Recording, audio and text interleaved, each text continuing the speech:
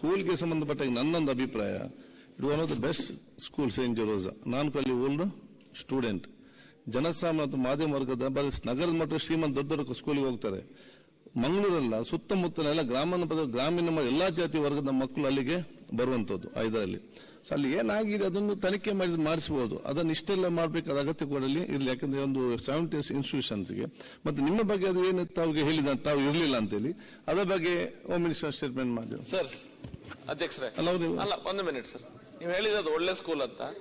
ಅದೇ ಟೈಪ್ ಇದೆ ತುಂಬಾ ಕ್ರಿಶ್ಚಿಯನ್ ಇನ್ಸ್ಟಿಟ್ಯೂಷನ್ಸ್, ಹಿಂದೂ ಇನ್ಸ್ಟಿಟ್ಯೂಷನ್ಸ್ ಎಲ್ಲದೂ ಇದೆ, ಒಳ್ಳೆ ಸ್ಕೂಲೇ. ಸ್ಕೂಲಿನ ಬಗ್ಗೆ ನಮ್ಮ ತಕರಾರಿಲ್ಲ.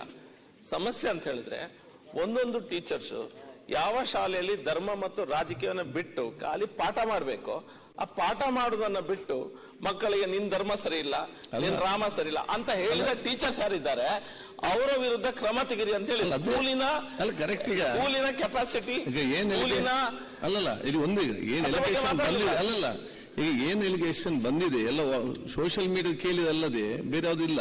ಸೊ ಏನ್ ಎಲಿಗೇಷನ್ ಬಂದಿದೆ ಅದು 3 ದಿವಸ ತನಿಖೆ ಮಾಡ್ಲಿಕ್ಕೆ ಟೈಮ್ ಕೊಡ್ಬೇಕಲ್ಲ, ಯಾವ್ದು ಸತ್ಯ ಯಾವ್ದು ಸುಳ್ಳು ಅಂತ ಹೇಳಿ.